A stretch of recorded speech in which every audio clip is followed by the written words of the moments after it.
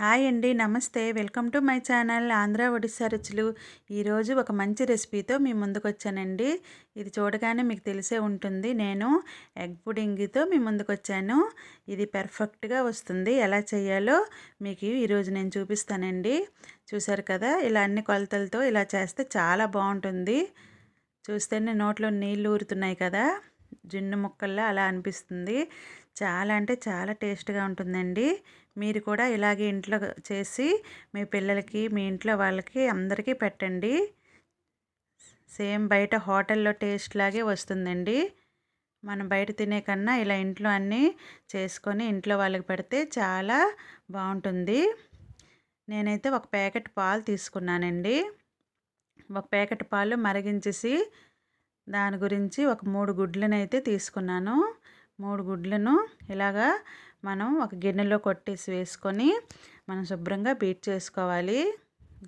ఈ ఎగ్స్‌ని శుభ్రంగా బీట్ చేసుకుంటే మనకి పుడింగి అనేది పర్ఫెక్ట్‌గా వస్తుంది. ఒక ప్యాకెట్‌కి అయితే ఒక మిల్క్ ప్యాకెట్‌కి ఒక 3 ఎగ్స్ అయితే వేసుకోండి. ఇప్పుడు ఈ పాలను ఒక గిన్నెలో వేసుకొని మనం బీట్ చేసుకున్నాం కదా, ఆ ఎగ్స్ ఇందులో వేసుకోవాలి.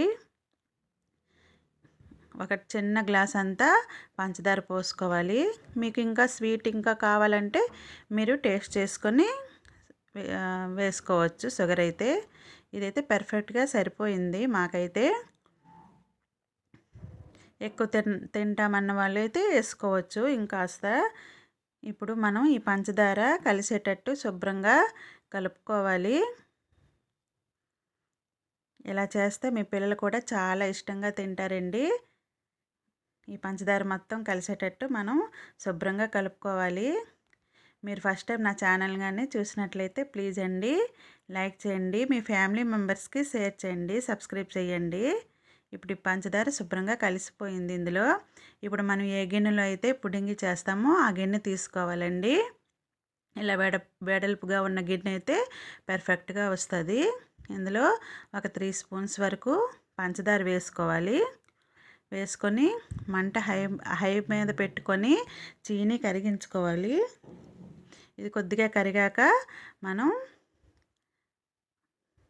పొయ్యిని స్లో చేసుకోవాలి. పంచదార కొద్దిగా కరిగాక స్లో చేసేస్తే ఇలా అవుతుందండి ఈ పంచదార. ఇప్పుడు ఈ గిన్నెలో మనం ఇందాకలా ప్రిపేర్ చేసి ఉంచుకున్నాం కదా ఎగ్గు మిల్క్, ఆ మిశ్రమాన్ని ఇందులో వేసేయాలి. వేసేసి ఇప్పుడు మళ్ళీ పొయ్యి మీద ఒక బేసిన్ పెట్టుకొని ఇలా మనం ఇడ్లీ పెట్టుకుంటాం కదా అలా మట్టు ఒకటి పెట్టేసి అందులో ఈ గిన్నె పెట్టేసి శుభ్రంగా మూత అయితే పెట్టేయాలి. 13 to ఒక 20 మినిట్స్ 20 మినిట్స్ వరకు ఉంచుకోవాలండి. ఉంచుకుంటే పర్ఫెక్ట్‌గా మనకైతే పుడింగ్ అనేది రెడీ అయిపోతుంది. ఇది ఇప్పుడు మనం బయటికి తీసేయాలి. తీసేసి శుభ్రంగా మనం కొద్దిగా చల్లగా అయ్యాక మనం ఇలా నైఫ్తో చుట్టూరా ఇలా అయితే మనం లూజ్ చేసుకోవాలి. ఇంకా చల్లగా అయితే ఇంకా చక్కగా వస్తుంది. నేను కొద్దిగా వేడిగా ఉన్నప్పుడే తీసేసాను. చుట్టూరా ఇలా చేసిన తర్వాత మనం పైన ఒక ప్లేట్ పెట్టేసి ఇదైతే గిన్నెను తిప్పేసుకోవాలండి. ఇలా చూసారు కదా, మీకు చూపించిన విధంగా ఇలా చేశారంటే చక్కగా పర్ఫెక్ట్‌గా పుడింగ్ అనేది రెడీ అయిపోతుంది. చాలా అంటే చాలా టేస్ట్‌గా ఉందండి. మీరు కూడా ట్రై చేయండి. మీరు కూడా ట్రై చేసి మీ ఇంట్లో ఉన్న వాళ్ళందరికీ పెట్టండి. అందరూ చాలా ఇష్టంగా తింటారు.